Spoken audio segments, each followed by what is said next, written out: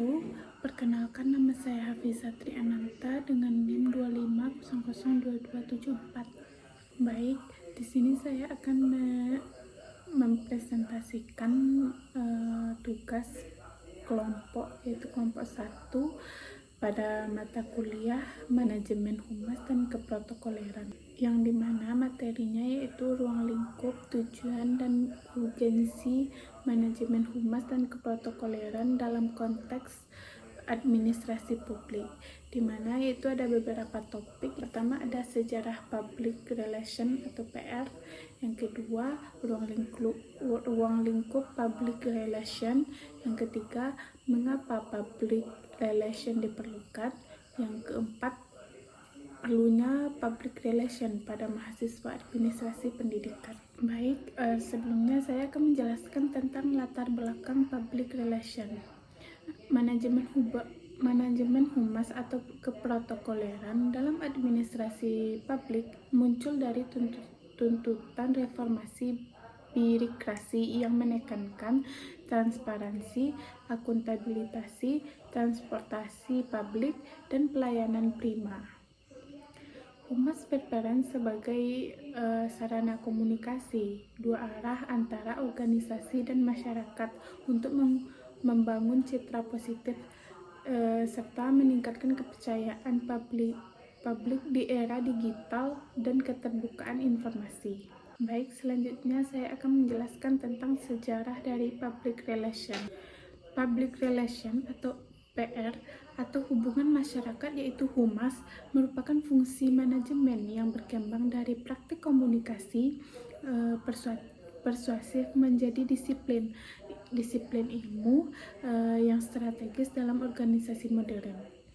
Secara konseptual, PR dipahami sebagai fungsi manajerial yang membangun dan memelihara hubungan yang saling menguntungkan antara organisasi dan publiknya. Secara historis, praktik PR telah ada sejak peradaban kuno, terutama melalui penggunaan retorika di Yunani dan Romawi. Tokoh seperti Aristoteles mengembangkan konsep retorika sebagai seni persuasi yang menjadi dasar komunikasi publik modern. Namun, perkembangan PR sebagai profesi baru benar-benar terlihat pada awal abad ke-20 di Amerika Serikat.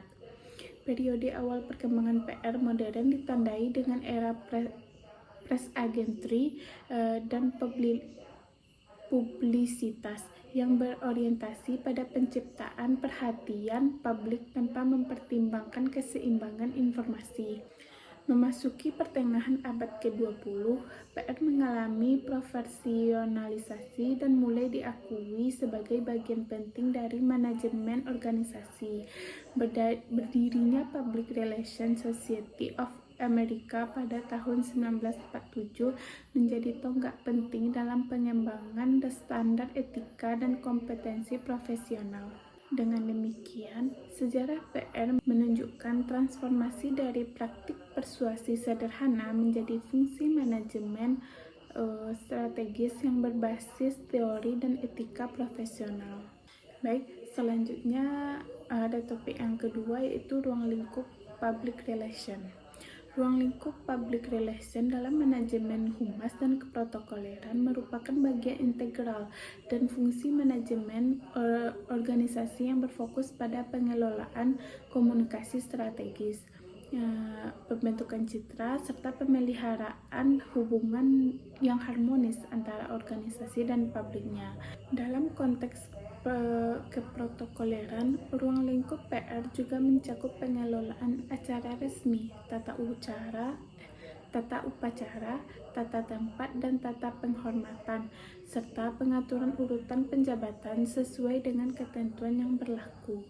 Di Indonesia, keprotokoleran diatur dalam Undang-Undang Nomor 9 Tahun 2010 tentang keprotokoleran yang menjelaskan bahwa keprotokoleran adalah serangkaian kegiatan yang berkaitan dengan aturan dalam acara kenegaraan atau acara resmi yang melibatkan pejabat negara atau tokoh-tokoh masyarakat.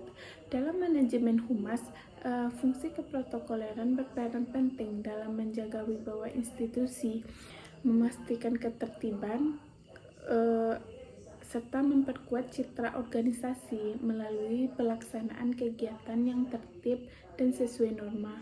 Secara keseluruhan, ruang lingkup PR dalam manajemen humas dan keprotokoleran meliputi yang pertama, komunikasi internal organisasi, yang kedua, komunikasi eksternal dan hubungan media, yang ketiga, manajemen reputasi dan citra, yang keempat, manajemen krisis, yang kelima, perencanaan dan pelaksanaan kegiatan resmi sesuai kaidah keprotokoleran, dan yang terakhir yaitu yang keenam, evaluasi program komunikasi. Dan selanjutnya topik yang ketiga yaitu pentingnya public relation. Public relation diperlukan sebagai jembatan komunikasi antara organisasi dan publik. Public relation membantu membangun citra positif, menjaga kepercayaan masyarakat, mengelola opini publik, serta mengantisipasi dan menangani krisis yang dapat mempengaruhi reputasi organisasi. Di era digital, arus informasi yang cepat menurut organisasi untuk lebih transparan, responsif, dan komunikatif. Public relation berperan penting dalam mengelola informasi, membangun dialog dengan publik, serta menjaga reputasi organisasi di tengah perkembangan teknologi komunikasi. Baik, kita masuk pada topik yang keempat, pentingnya public relation bagi mahasiswa administrasi pendidikan. Mahasiswa administrasi pendidikan perlu memahami public relation karena mereka akan berperan dalam membangun hubungan antara lembaga pendidikan dengan masyarakat, orang tua, pemerintah, dan media. Kompetensi ini penting untuk menciptakan citra positif dan meningkatkan kepercayaan publik terhadap lembaga pendidikan. Baik, sekian penjelasan saya tentang ruang lingkup, tujuan serta urgensi manajemen humas dan keprotokoleran pada konteks administrasi publik. Saya ucapkan terima kasih. Assalamualaikum warahmatullahi wabarakatuh.